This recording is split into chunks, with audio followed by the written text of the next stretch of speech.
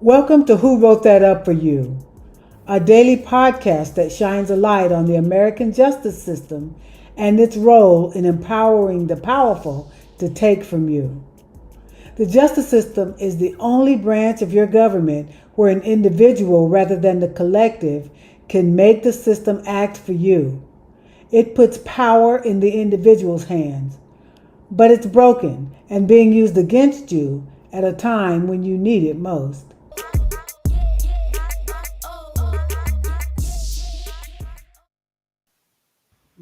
And we are live on Who Wrote That Up For You. Today is Friday, September 30th, 2022.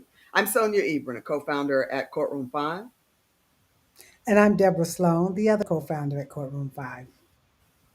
We have a wonderful show for you today. I should first let you know we are broadcasting live from Durham, North Carolina, and the storm Hurricane Ian is passing through. We've seen some trouble with our internet and power today. So if we disappear on you, we'll try to get back. Otherwise, we want you to enjoy a weekend, and we will see you again on Monday. But hopefully that doesn't happen. In a few moments, we will speak with Aliza Shatzman. She is the co-founder and president of the Legal Accountability Project, trying to make life better for the nation's law clerks. And she'll share some of her experience and the work that they are doing with that project. Before we get there, though, Deborah, what is on your mind today? What's our issue of the day? Well, one of our themes for the show is taking power and empowering yourself through the courts. I want to talk a little bit about Patty Campbell, who is this woman who's represented herself in foreclosure court down in Florida. Her foreclosure case has been open since October 1985. That's over 30 years. And she's an old hat at it now. She knows exactly what she's doing. She's been able to stave off 6 different law firms. And in her words, I intend to die in that house. And they haven't been able to upseat her, basically, out of that. And she actually wants to start her own foreclosure defense service called Batty Patty's Legal Defense. And so I'm just very proud. I'm just very proud of her and people like Betty Hooker from yesterday, just taking it and just doing it.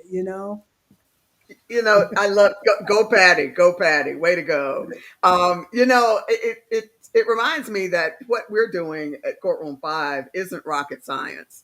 It really is possible for people to take control of their own circumstances and deal with this very difficult court system, judicial system that we have. Obviously, the first time you go in, if you're not prepared, you're going to face some headwinds that are making life very difficult. And so we certainly want to help people handle that first situation better. But it sounds like Patty has, got her feet under her legs and has learned what she needs to be able to handle herself very well. And so go Patty, go everybody who is taking on this very difficult work for yourself. That is fantastic. Well, Who Wrote That Up For You is sponsored by Courtroom 5. At Courtroom 5, we believe the courts belong to the people, particularly the people who use them. And we, the people, are coming to claim our courts. And so if you are in court without a lawyer, or if you need to sue someone and can't afford a lawyer to represent you, get yourself over to courtroom5.com, try a limited version of our services for free, and see if we can't provide some relief for you. With that, I'm happy to bring onto the show Aliza Shatzman, again, the co-founder and president of the Legal Accountability Project. Welcome to Who Wrote That Up For You, Aliza. Thank you for joining us. Thanks for having me on the show. Fantastic. So I know that your project seeks to improve the experience of law clerks in the United States and perhaps elsewhere. Tell us first, what is a law clerk? What is their role in our judicial system?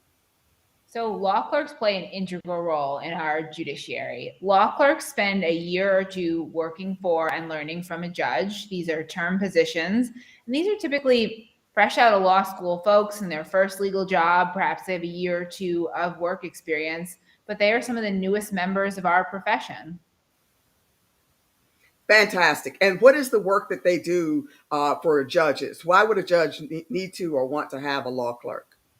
Absolutely. So law clerks are integral to the daily operations of the judiciary and in judicial chambers.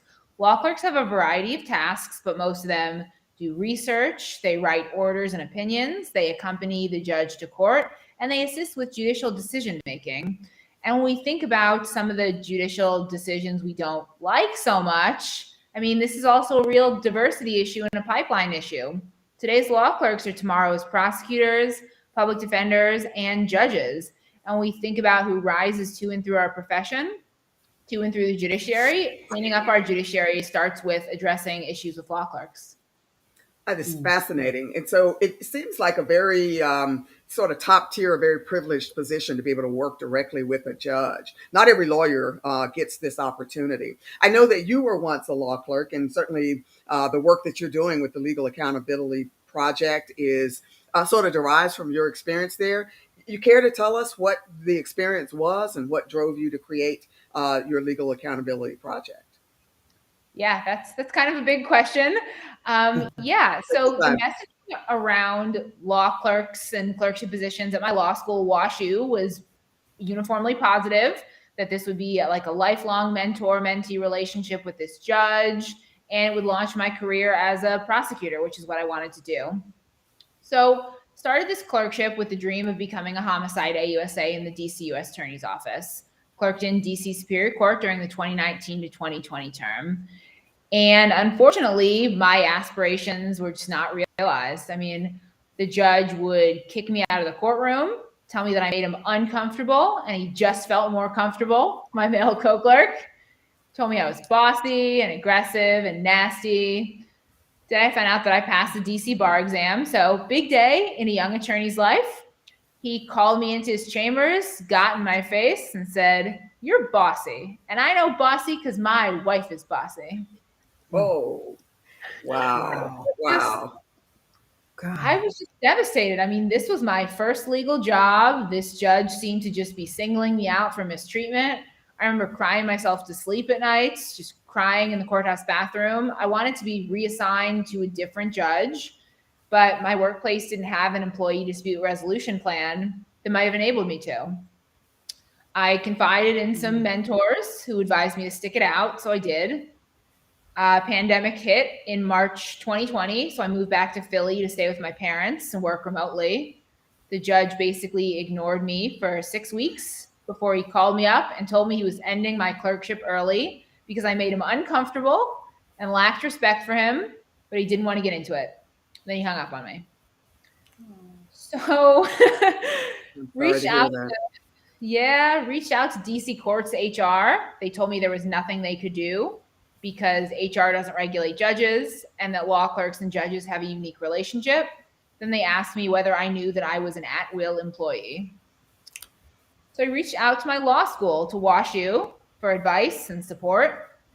Found out this judge had a history of misconduct that law school officials, including several professors and our clerkships director, were aware of at the time I accepted the clerkship. But they decided not to share this info with me because they wanted another student to clerk. So it took me about a year to get back on my feet, moved back to DC after securing my dream job in the DC U.S. Attorney's Office. And I was 2 weeks into training. I'd already started working there when I received some really devastating news that altered the course of my life. I was told the judge had made negative statements about me during my background investigation, that I wouldn't be able to obtain a security clearance, and that my job offer was being revoked. And then a couple days later, the USAO extended an offer to interview for a different job with the office, and then they revoked that offer too, based on the judge's same negative reference. Wow. I was 2 years into my legal career, and this judge just seemed to have limitless power to destroy my reputation and ruin my career. So I filed a judicial complaint with the DC Commission on Judicial Disabilities and Tenure. I hired attorneys, and in the summer and fall of 2021, participated in the investigation into the now former judge. And we were partway through that when I found out the judge was on administrative leave pending an investigation into other misconduct. At the time, he Mm, filed a negative reference about me, but the USAO was never alerted of the circumstances surrounding that reference until January 2022, when, pursuant to the terms of our private settlement agreement, separate from anything the judiciary could or would do for me, he issued a clarifying statement addressing some but not all of his outrageous claims about me. But by then, the damage had been done. It had been too long, and I am basically blackballed from what I thought was my dream job. And regardless of any young attorney's career aspirations, whether you want to be a prosecutor, a PD, a professor, a judge someday, no judge should have the power to ruin a law clerk's life and career the way the former judge did to me. And so that's why I'm speaking out on behalf of the next generation of young attorneys and law clerks. That's extraordinary. I'm so happy to see that you have used that experience to improve the prospects for other law clerks. I know that certainly for you to take this step, for you to build the legal accountability project, you had to have heard, at least anecdotally, about the experience of others to understand that there's a problem to be solved here. What are some of the data or statistics you can share about the experiences like yours with other law clerks? Yes, there's a real dearth of data in this space. The federal judiciary has been notoriously unwilling to conduct a workplace assessment, which is an enormous red flag. They have resisted all efforts at transparency. A couple days ago, they announced they're going to conduct what I consider to be a very toothless workplace assessment of the mm, judiciary. They have not committed to reporting the results publicly, which again, enormous red flag. And this does nothing for state judiciaries, which don't really have the resources for this kind of survey. But while there's a lack of data in the space, the judiciary occasionally conducts an internal workplace assessment that's not to be reported publicly. Sometimes the surveys get leaked. In the DC circuit last year, they conducted one such survey and found that in that circuit alone, 57 judiciary employees experienced harassment or retaliation by judges. An additional mm, 134 heard about or witnessed problematic behaviors. There is an enormous data mismatch between those data and the number of formal complaints filed against judges under the Judicial Conduct and Disability Act each year, which is negligible because law clerks are actively dissuaded from filing complaints against their harassers. Anecdotally, I know that harassment and retaliation are pervasive and unaddressed in both the state and federal courts. And current and former clerks reach out to me every single day to confide in me and thank me and share their stories. And they are looking for a place to report that might not be the judiciary, won't be their law schools, but will be us, a third party trusted source at the Legal Accountability Project. mm, Extraordinary. That is wonderful. mm. Aliza, we're going to take a quick break here to find a winner of our daily quiz. But I want to bring you back to talk more about the work you're doing at the Legal Accountability Project and just some of the response to your work. Be back in just a moment. Wow. That's I'm looking Yeah. forward to the second part of that conversation already. But Deborah, who won yesterday's quiz and what do you have teed up for us today? Okay, yesterday's quiz question was, what is the difference between primary and secondary legal sources? Primary sources include things like statutes, codes, rules, regulations, constitutions, and appellate cases. And those things are the law. They tell the judge how to rule, and they provide support for your legal arguments, like for your motions. Secondary sources, on the other hand, like dictionaries, encyclopedias, and your friendly Google, they provide background information, definitions, in depth information, and so on. They are not the law. Secondary sources are not the law. So if you put them in your motion and don't have any primary sources in a motion, you will likely not fare well. The winner of yesterday's quiz is BBM.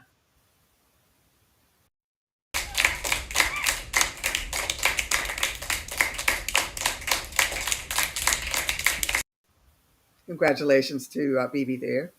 All right, today's quiz. Evidence is gathered in discovery using four main instruments. What are they? What are the four main instruments gathered in discovery? If you're interested in solving this quiz, Send your responses to quiz@courtroom5.com. Looking forward to seeing some answers to that over the weekend there. All right, let's welcome back to our show Aliza Shatzman at the Legal Accountability Project. So thank you, Aliza, for sharing your experience and again, turning that into something that can help others.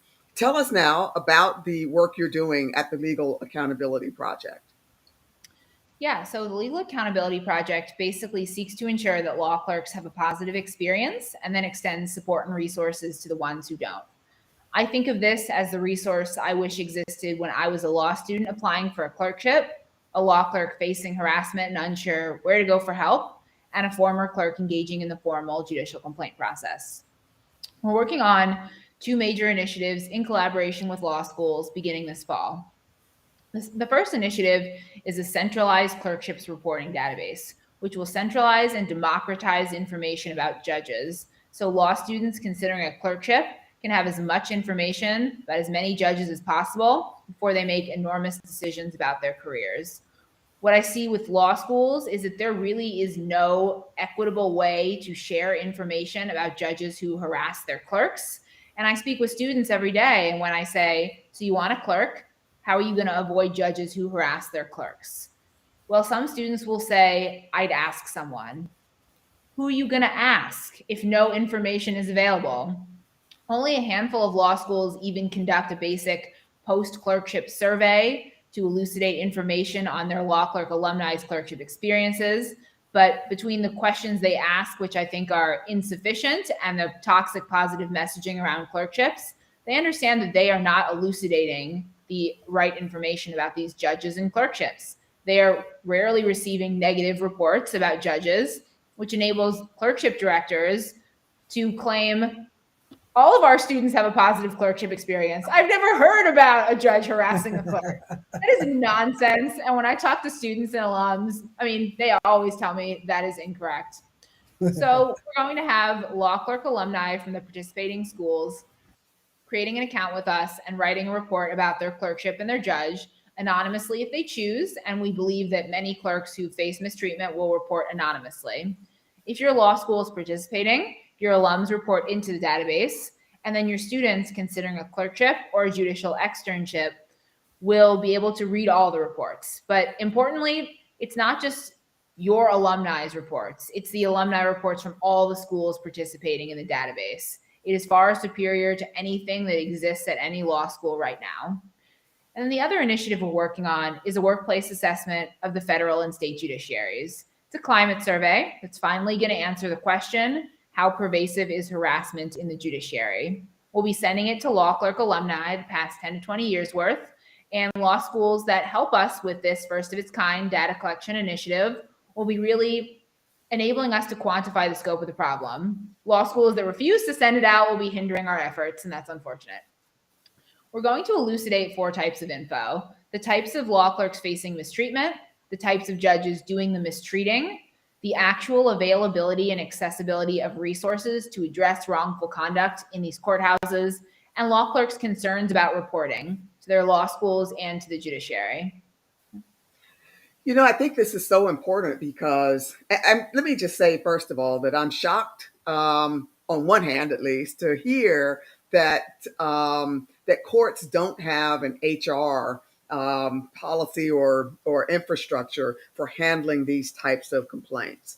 That they would just send you out and remind you that you are at will without any attempt to redress or fix the problem. That's interesting to me as a layperson because you know, if a judge would treat a young lawyer, a clerk, right, who is only there to support the judge's work, if a judge would treat a clerk in the way that you were treated, how are they treating the people who come before them, particularly those without lawyers? This is a power relationship, right? This is an inherent power imbalance. And, you know, certainly you would have had as limited the ability that you had to redress that grievance as a lawyer in that situation. Imagine how powerless a litigant feels, a lawyerless person feels in that before that same judge. And so I think it is so important that we address this power imbalance, find some way to harness the power, at least, that these judges bear. So really appreciate what you're doing.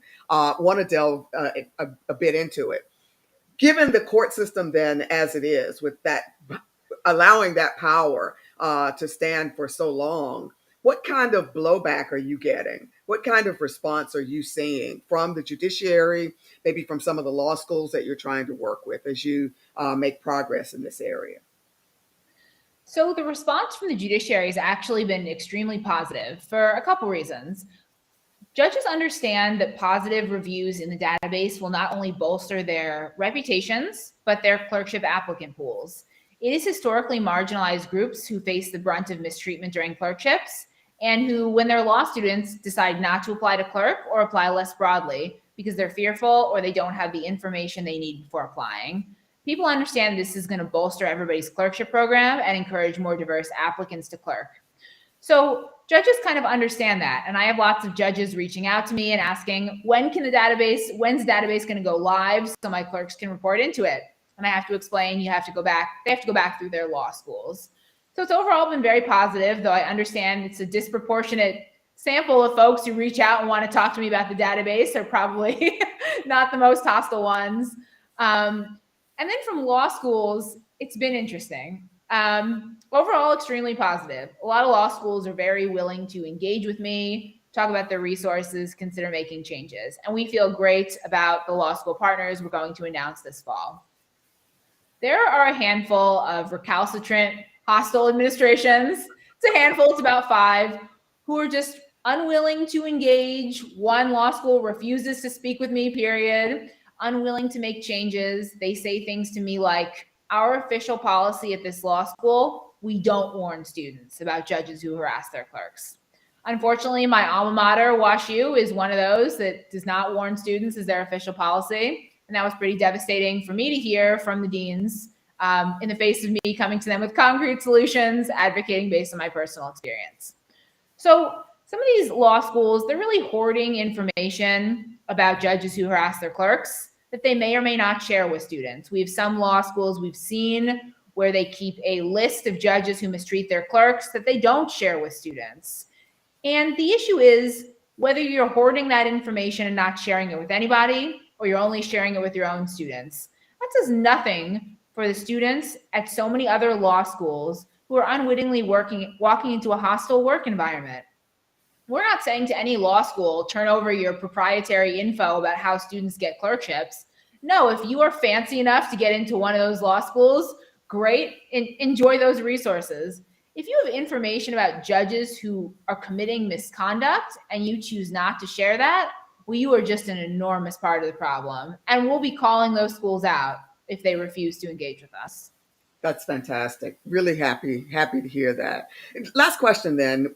What should law schools, if they want to be proactive about this, what would they be doing now? What are you calling on them to do to address this issue and make sure that the students they're sending into clerkship opportunities are going to have a good experience?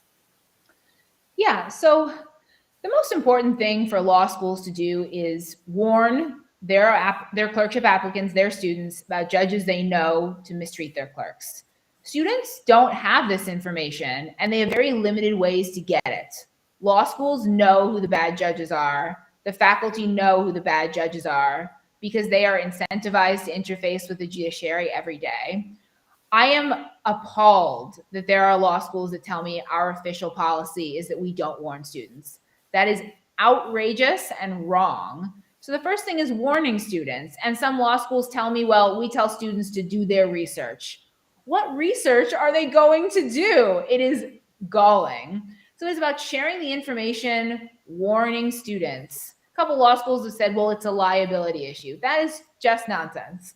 Like, they have a duty to protect their students, first and foremost, students. So they should all be conducting a post-clerkship survey. I hope that many will partner with the Legal Accountability Project and that ultimately we will supplant law school's existing resources. But the bare minimum they should be doing is checking in with their law clerk alumni to find out how their experience went. I mean, law schools are not even reading the reports that their students and alumni are submitting. it's just enormously troubling. A few law schools are really just incentivized to funnel students into clerkships. Good, bad, career ending, devastating. And I think the ones who don't want to engage with, are unwilling to make any changes, are the ones that are going to continue funneling students into clerkships they know or suspect are bad. Yeah, and they should absolutely, if I can add to that list, partner with the Legal Accountability Project to fix this mess. Absolutely, they are partially responsible for it. I'm going to share your website on the screen here. Lisa, where else can people find you online? So they can visit my Twitter at Aliza Shatzman or LinkedIn, searching my name, Aliza Shatzman. I post about these issues every single day. I'm out there sharing my story and advocating on behalf of law clerks. So.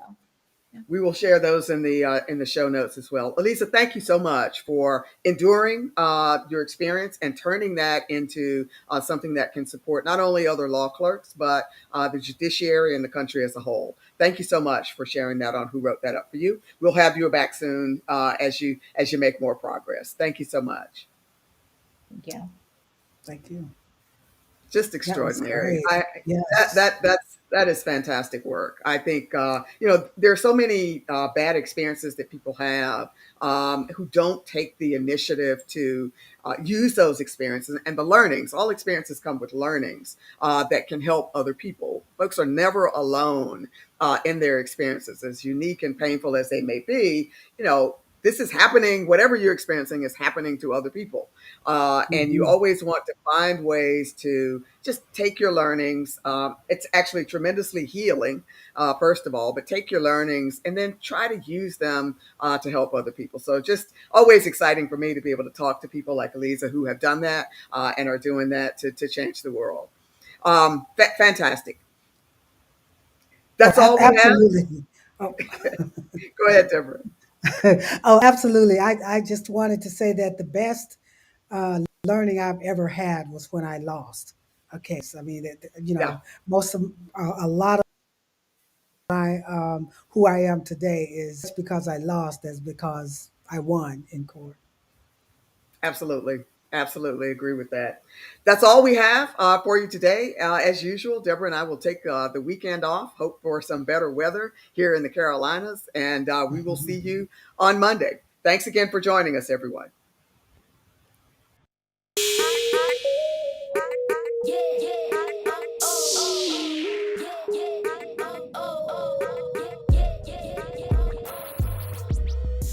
Are you feeling beleaguered, angry, or afraid, as if things are spinning out of control and you're powerless to stop them? It's easy to just let things slide and hope they don't get worse. But they often do get worse. The thing is, you're not powerless. Our courts belong to us, and their purpose is to give power to the powerless. Don't let your grievances pile up without redressing them. You can handle this in court. Or, if someone takes you to court, you can take them to school.